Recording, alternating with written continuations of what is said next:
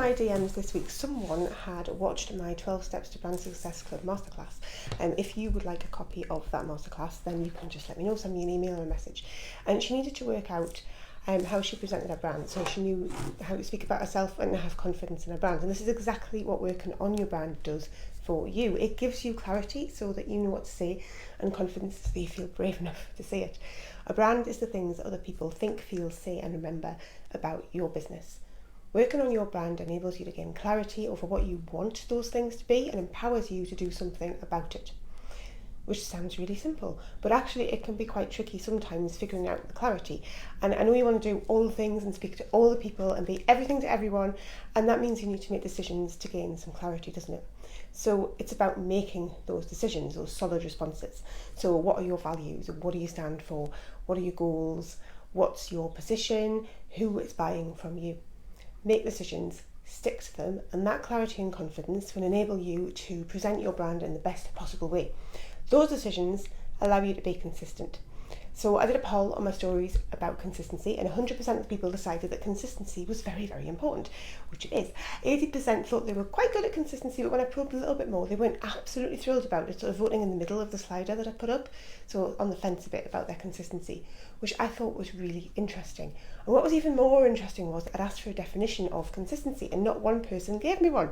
Not one, which was amazing. And I appreciate that this was a longer question. It's not as easy as just hitting a button and moving a face along a slider, but not one person responded to that, which I thought was fascinating. So consistency, if you don't know, is about doing things the same way over and over again.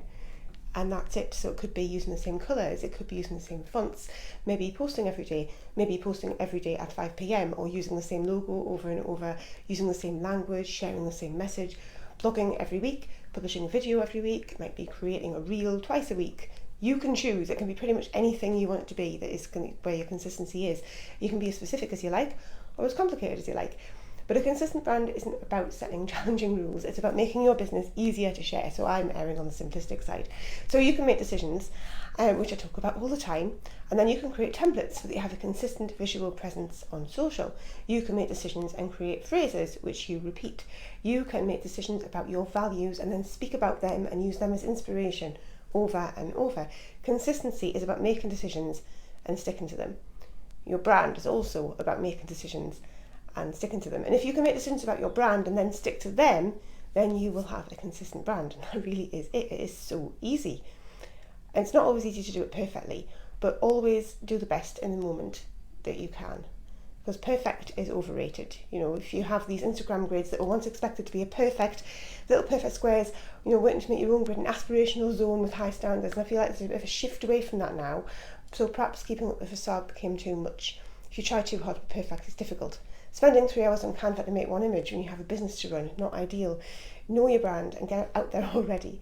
Imperfection isn't just about your brand visuals. For example, you don't have to be 100% sustainable to have sustainability as a brand value. If it is a value, you do need to be working towards making it happen. It needs to be important to you. If you wait until you are sustainable, then you've lost all that time to build up the story, to bring people along on the journey, to show your struggles and to gain feedback. You don't need to be perfect, just aspire to be however sustainable it is that you would want to be, and be honest about that. Your brand isn't going to stand still, it moves, and your business moves, and it moves along with it, and it grows, and it starts somewhere imperfect, and that imperfection is honed and practiced until it can be as perfect as it can be in that moment. Practice makes perfect, and you have to make the first steps. But I don't think you need to aim for perfection, just aim for the best you can do, the closest you can get. But if you keep striving for perfection, you may never actually get the thing out there, which is a waste. So post that post, publish that blog, upload that graphic, film that video, download that PDF, whatever it is that you need to do. The important thing, which I'm finally getting down to, is that if you have your brand roots down, you know what you're all about, you know what you stand for, you know what really matters, and you know who you're speaking to, then that's the stuff that matters the most. And when it comes to the visuals, that's all about making decisions too. Those decisions are going to save you time and enable you to create something which is better than you could achieve without making those decisions. Something that will actually help you to strengthen your brand. Those decisions will make getting your brand out there easy. Those decisions will make getting your brand out there doable. So go and make the decisions.